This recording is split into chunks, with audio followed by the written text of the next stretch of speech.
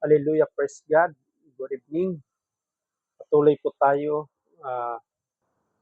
maghatid o magpalaganap ng salita ng Panginoon kung saan ay patuloy po nating papag-aralan, no?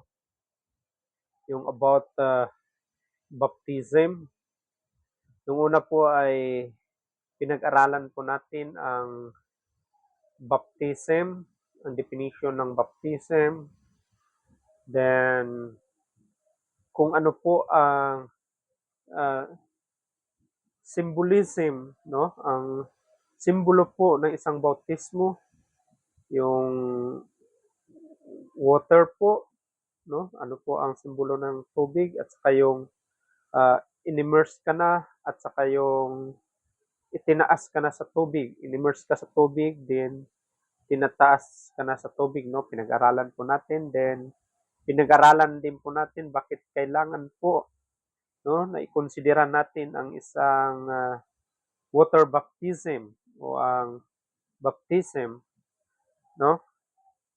Ngayon po ay patuloy po tayo sa ating pag-aaral in connection din po sa topic natin na una, yung about uh, water baptism, kung saan po ay doon pa rin po sa una nating topic sa God, the Gospel of Matthew chapter 28 verses 19, no? At saka sa verse 19 chapter 28 po, yung final chapter po ng the Gospel of Matthew, yung baptizing them in the name of the Father and the Son of the Holy Spirit. Sabi pa niya, for I am with you. No, ngayong gabi ay pag-aralan po natin ang Trinity, understanding of the Trinity. No, ang God the Father, the Son, and the Holy Spirit. Isa-isahin po natin ito kasi tapos na po natin na define ang kahulugan po ng isang water baptism. Ngayon naman po, ang sinasabi dito sa Biblia, na yung sinasabi niya, baptizing them in the name of the Father, and of the Son, and of the Holy Spirit. Isa-isahin po natin ito. Understanding the Trinity in connection po with the baptism, no? Ang Trinity po ay defined as one God in three persons, no? Yung pong the Father, no? I-explain natin later on, the Son and the Holy Spirit. Ito po, ibig sabihin po nito sa baptism is the fullness of God's presence sa buhay po ng isang believers, no? Born again believers. Sa panahon po na ini-immerse sila sa uh, in the time po as they immerse in the authority and essence of the Father and the Sons of the Holy Spirit. Para po maintindihan natin na totoo po na may Trinity, ang tinatawag na God the Father, the Son, and the Holy Spirit. Una po, ang God the Father, no? Ang God the Father po, isa po siyang creator and the sustainer, no? Kung saan po ang God the Father ay siya po ang first person of the Trinity, no? Kung mapapansin po natin sa John 3:16, the book of John chapter 3 verse 16, sinasabi po doon,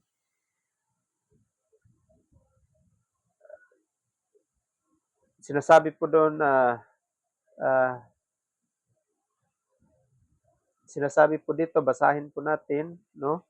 Na para po maintindihan po natin, sinasabi po doon na for God so loved the world, no? Dahil minahal ng Panginoon ang mundo, no? Mundo po ay tinutukoy ay tao po.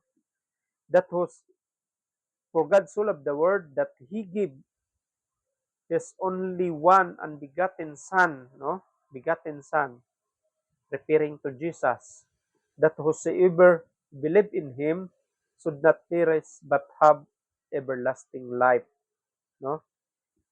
Kung saan po tinutukoy po dito na ang God the Father po ay siya po ang nagpadala ng kanyang anak. Sino po? Si Jesucristo po ang the Son, no? Dito sa mundo para po magkaroon ng kaligtasan po ang mga tao po dito sa mundo. Hallelujah. As per recorded po sa Book of John chapter 3 verse 16. Then dito naman po sa John chapter 14 verse 26, may sinasabi po dito ang salita ng Biblia, no? Ang Word of God, no? John chapter 14 verse 26.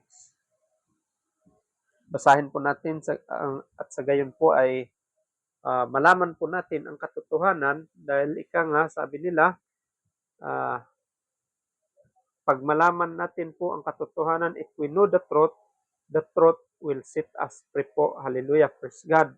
No? Kaya naman po dito sa John chapter 14 verse 16, ang pagkasabi po dito sa NIV version, English, sabi niya, and I will ask the Father and he will give you another advocate to help you and be with you forever. No, hindi po. John 14:26. The Spirit of truth, the world cannot accept him because it neither sees him nor knows him, but you know him, for the lives with you, and we will be in you. Sabi niya. Then dito naman sa verse 26, sabi niya, but the advocate, the Holy Spirit, whom the Father will send in my name, will teach you all things and will remind you of everything I have said to you. So meaning to say, ang God the Father po, kanina sa John 3:16, siya po ang nagpadala, no? Siya po ang nagpadala sa kanyang anak, si Jesucristo, at siya din po ang nagpadala ng Holy Spirit. So doon pa lang po ay nakikita na po natin ang God the Father, the Son, and the Holy Spirit. Hallelujah. Then sa Genesis 1:1, ano ba ang sinasabi sa pinakaunang books po, no, ng Biblia, ang Old Testament po na Genesis. Sinabi po dito, in the beginning, God, kama. Ibig sabihin, sa una pa lang ay Diyos na. Sabi niya, created the heavens and earth. So meaning to say, mga kapatid, nakita po natin ang kanyang papel sa paglikha po ng mundo, no? Ang kanyang creation po. Kung saan po dito ay ini-introduce po ng na ang Diyos Ama natin na nasa langit ay creator po, no? Affirming his sovereignty over all, no? Kung saan po ay kinukumpirma po ang kanyang pagka-sovereign po sa lahat, no? Ng nilalang sa mundo. Ibig sabihin, mataas po siya sa lahat, no? Walang pwede mangimbabaw kundi siya lang po ang Ama, Diyos Ama na nasa langit, ang ating Ama. Then dito po sa the Gospel of Matthew chapter 6 verse 9, ano po ang sinasabi dito? Basahin po natin ulit upang sa ganun po ay mas mapatunayan po natin, no? Malaman natin ang katotohanan sa Matthew chapter 9 chapter 6 verse 9, sabi niya, ito po ang pagkasabi kung saan po itinuturo ni Jesus, no? Kung paano po tayo manalangin. Sabi niya dito, sabi ni Jesus, this then is how you would pray. Our Father in heaven, hallowed be your name. Your kingdom come, your will be done on earth as it is in heaven. Give us today our daily bread, and forgive us our debts, as we also have forgiven our debtors. And lead us not into temptation, but deliver us from the evil one. No, binasa po natin ang lahat na hanggang 12 po, 9 to 12. Pero ang pinupunto ko lang dito ay yung our Father God in heaven po, no?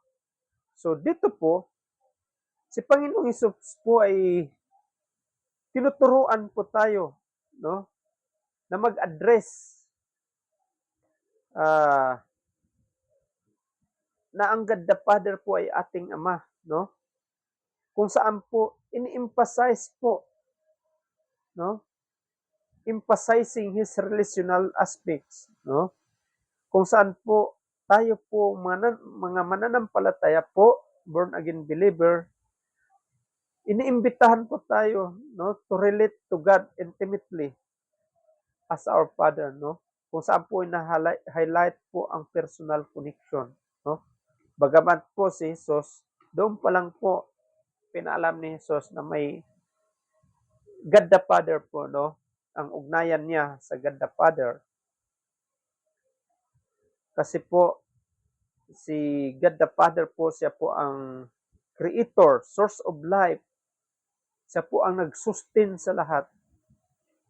Then, ang connection po nito sa baptism, no, ang ating first person dito, ang God the Father po, meaning to say po, pag tayo po ay nagpabaptism, we have submitted, no, sa under the God's authority po. Hallelujah. Praise God po. Then, acknowledges Him as the source of life. Kung saan po ina-acknowledge natin na ang Diyos Ama po ang source ng lahat. No? Kahit na po nung ginawa po ang mundo sa pamamagitan po ng kanyang salita, siya po ang source po nang galing po sa kanya. Pangatlo po, pag ikaw po ay na bautismuhan na po, yung sabi ko kanina, yung about water baptism, nung in-immerse tayo, it symbolizes a new beginning under His guidance, no? Nagsisimbolo po siya ng bagong buhay, no? Under sa guidance po ng ating Diyos Ama na nasa langit. Pangalawa po, God the Son, referring to Jesus Christ, no? Si Jesus Christ po, Redeemer and Savior, kung saan po si Jesus po ang sentro, no? He is the central to the act of baptism po, no? Siya po ang sentro po, kaya po nagkaroon tayo ng yung nagsasagawa po tayo ng baptism, no? Dahil po isa po si Jesus Christ po, bagamat siya ay Diyos, no? Sabi ng Biblia, siya po ay nagpabaptism po, no? Nagpabautismo po kay John the Baptist that time. Then siya po ang second person dito, no? Kasi God the Father, God the Son, referring to Jesus. Second person siya. Sa John chapter 1, verse 1, may sinasabi po ang salita ng Panginoon dito, no? Basahin po natin. John is after Luke. Sabi niya dito, sinabi niya dito na in the beginning was the Word. Salita daw sa pasimula. And the Word was with God, and the Word was God. Hallelujah. Praise God. Alam niyo mga kapatid, this verse po illustrates the divinity of Jesus, no? Ang kanyang kung saan po inillustrate po ang pagka-Diyos ni Jesus, no?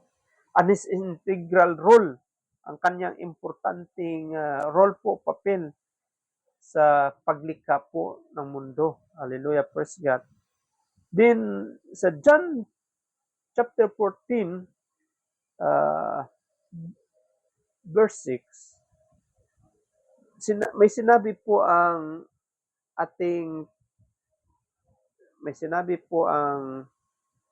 salita ng Diyos, no? Sa the book of John, chapter 14, verse 6, sabi niya that si Jesus po mismo ang may sabi nito, no? Si Jesucristo po ang may sabi nito. Sabi niya dito, I am the way, the truth, and the life. No one comes to the Father except me. So doon pa lang po mga kapatid, no? Hindi pwede po na God the Father lang, but si Jesucristo po sa panahon natin, Jesus Christ po, no? Kailangan tanggapin natin si Jesucristo na ating Diyos. Kasi sinasabi niya, I am the way, the truth, and the life. No one comes to the Father except me. Wala pong makapunta sa Ama kundi sa pamagitan lang po ni Jesucristo po na ating Diyos at tagapagligtas. Biblia po ang may sabi niyan, no? Kaya totoo po na may God the Father, may God the Son, at saka God the Holy Spirit. No, kumbaga si Jesus po hindi natin tanggapin ang the Son dito referring to Jesus kasi siya po ang mediator po ng kaligtasan po natin, no? Siya po dapat tanggapin po natin si Jesucristo. Then sa Hebrews chapter 1 may sinasabi po, Hebrews chapter 1, I think verses 1 to 3. No, verses 2 3 lang po. Hebrews 1 to 3, sabi niya dito, but in this last days, He has spoken to us by His Son, whom He appointed heir of all things, and through whom also He made the universe.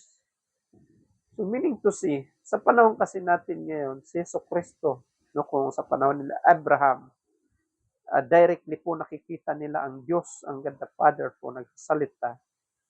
No? Kaya nga may burning bush that time. I think nasa Exodus chapter 2 yan, no? Naka-record about burning bush.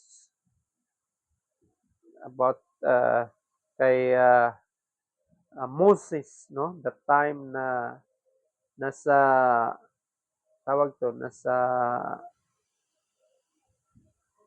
naging shepherd po siya, no? Ng kanyang father-in-law that time.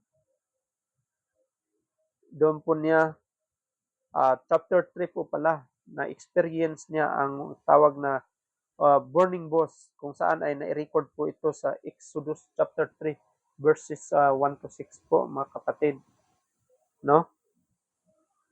Pero ngayon daw sa panahon natin po,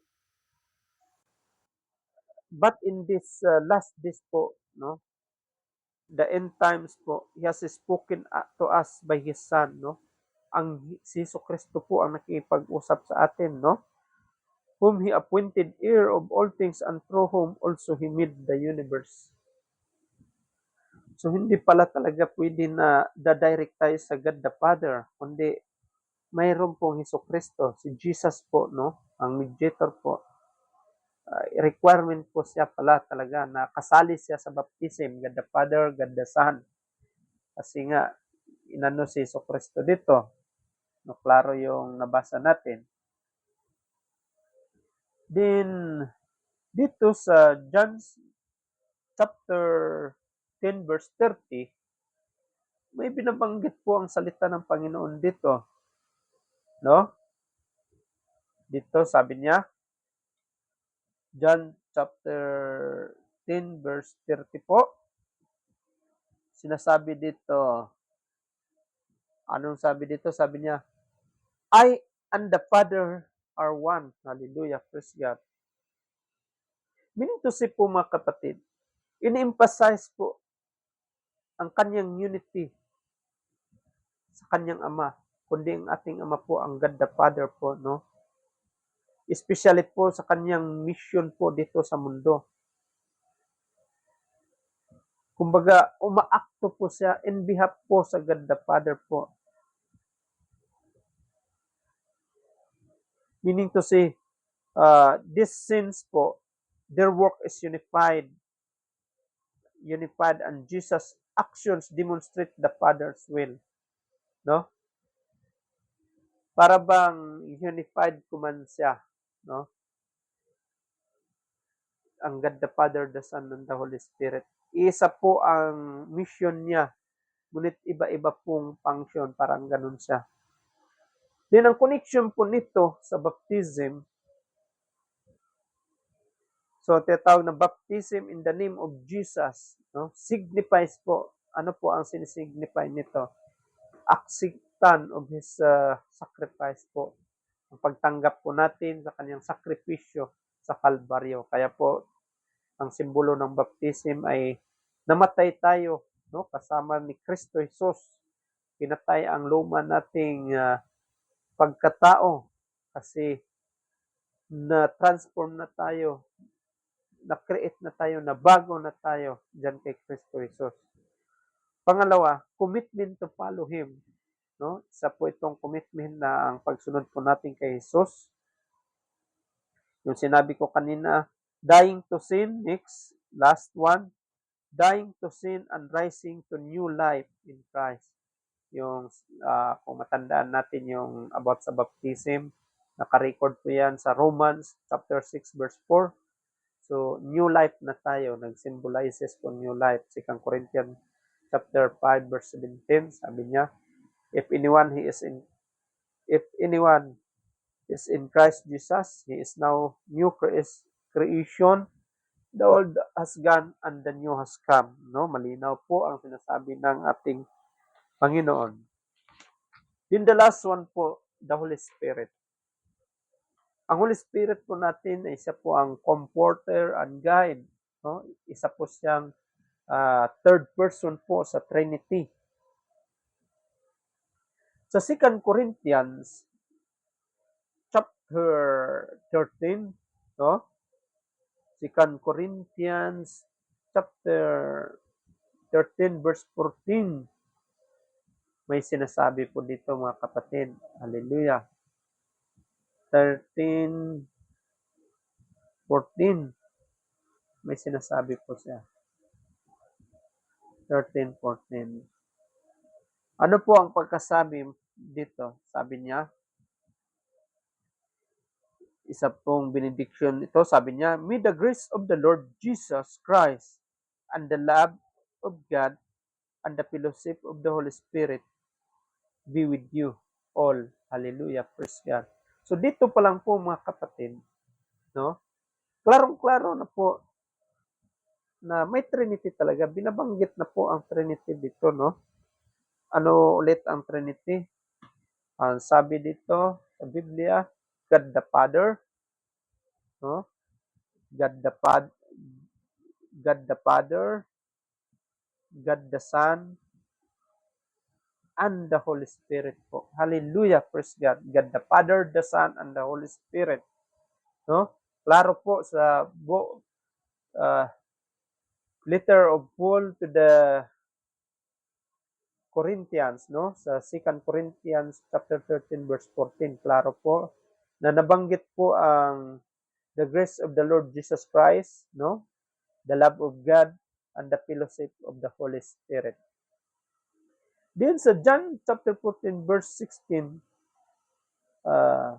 verses 16 to 17, sa book of John, may binanggit po ang salita ng Panginoon dito, no? 14, 16, 17. Ano po ang pagkasabi dito? 16, 17. Sabi po dito, and I will ask the Father, and He will give you another advocate to help you and be with you forever. Hallelujah. Verse 17, the Spirit of the truth,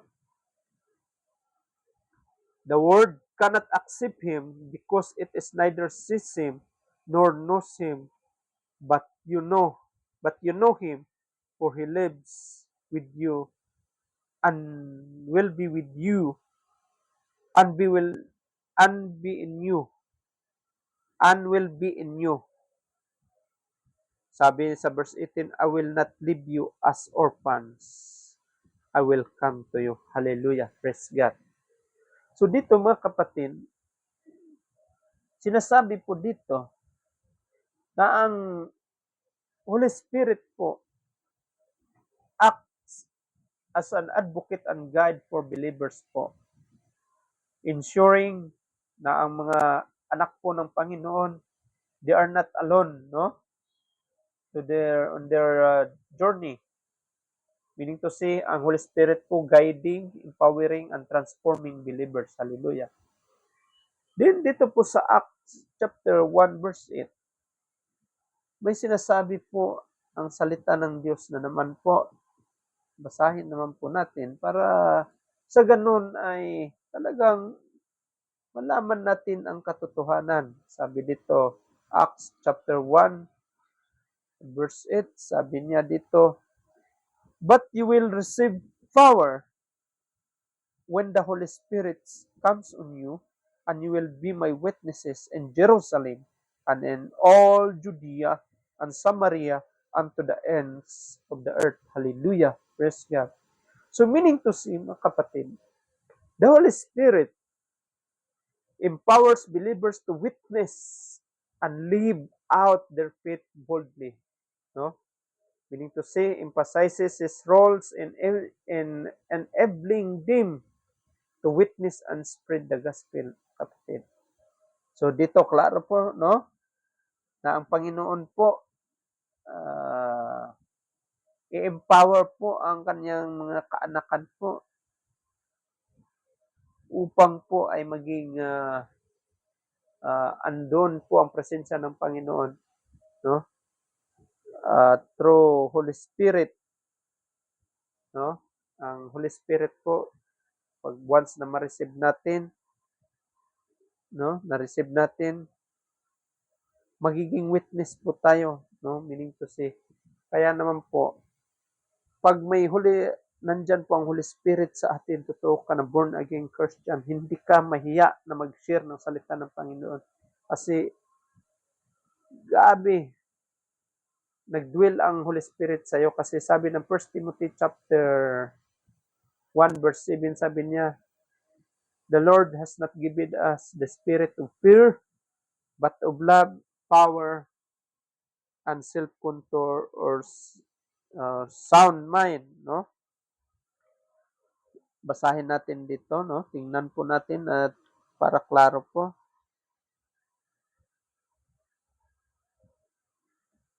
So, klaro dito, si Timothy pala, chapter 1, verse 7, sabi niya, "For the Spirit God give us does not make us timid, but gives us power, love, and self-discipline." No, ganun po ang Holy Spirit, no? Hindi po siya nakapagduduwag, but power po ang may itulong po ng Holy Spirit sa atin para ma-empower po tayo. Hindi po tayo mahiya na magsalita, no, kung ano po si Jesus sa ating buhay, no? Kaya importante po ang Holy Spirit sa kapanahonan natin ngayon, no? Then sa Romans po, the letter of Paul to the Romans, chapter 8 verse 14, 8:14, Romans chapter 8:14, no? Dito po sa Romans, Book of Romans, uh, chapter chapter 8 verse 14. Chapter 8. Romans is before 1 Corinthians, right? Chapter 8 verse 14, sabi niya, "For those who are led by the Spirit of God are the children of God." So, klaro ito. Kaya kailangan natin talaga na ma-receive, no, ang baptism ng God the Father, the Son, and the Holy Spirit. Hindi pwede nawala ang Holy Spirit. Kaya importante po ang Trinity po, no? Kaya totoo po ang Trinity. God the Father, the Son, and the Holy Spirit. Kasi pag wala po ang Holy Spirit, no, sa atin, Biblia po ang may sabi, no? For those who are led by the Spirit of God are the children of God. No? Klaro po ang pagkasabi dito. No? Pag ikaw po ay anak ng Panginoon, na-lead ka po ng Holy Spirit. For those who are led by the Spirit of God are the children of God. Klaro po siya. So meaning to say, kailangan natin pa rin, no? Kailangan natin ma-receive ang Holy Spirit kasi pag wala ang Holy Spirit sa'yo, ibig sabihin, something is wrong. Ano pong basihan natin? Kung dadako po tayo sa Psalm 51, may sinabi po sa Psalm 51,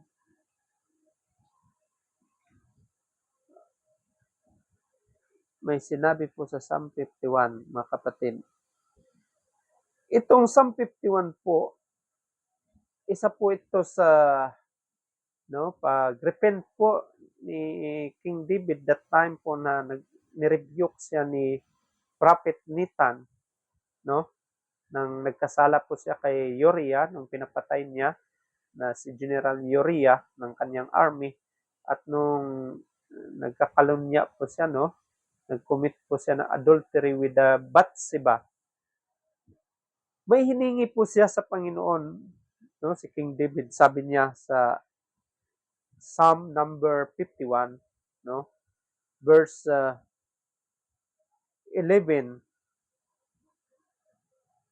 May sinabi siya dito, sabi niya, hiniling niya ito nung nag-repent siya, sabi niya, "Do not cast me from your presence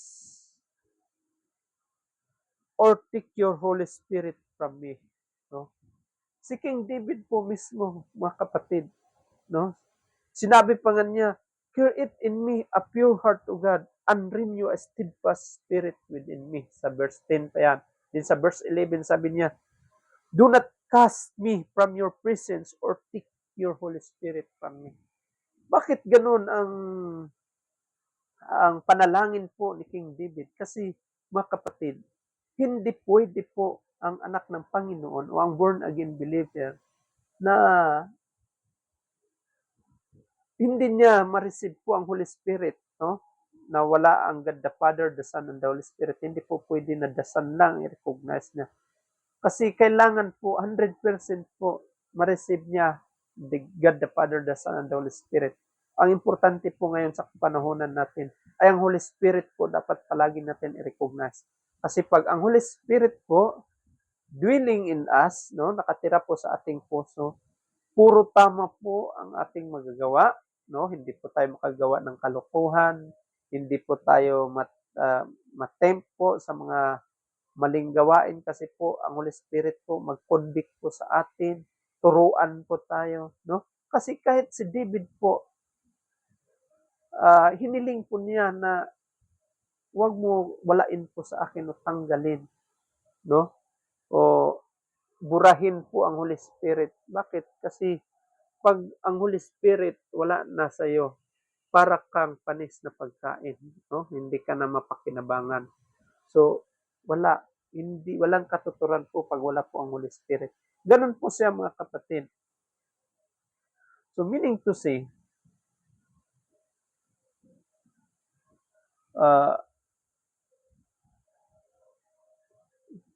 ang Holy Spirit po kasi, yung sinabi sa Acts chapter 1 to 8, no? Holy Spirit is described as workings in believers' lives, no? Siya po ang gumagawa po, no? Siya po ang talagang nangungusap po sa bawat believers, no? Siya po ang naging comforter, counselor, or advocate. The Spirit also plays a role in the inspiration of Scripture and in the ongoing sanctification of Christian. Hallelujah. So meaning to say, mga kapatid, sa panahon po natin, hindi pwede na ang Holy Spirit po ay wala sa tao, lalo na po sa totoong born-again believer.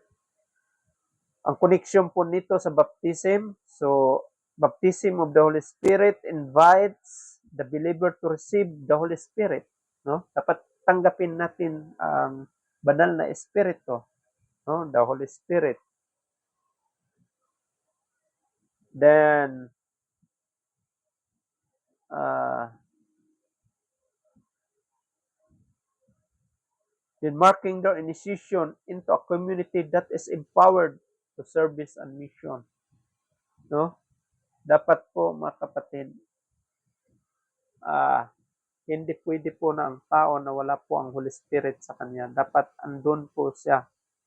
No?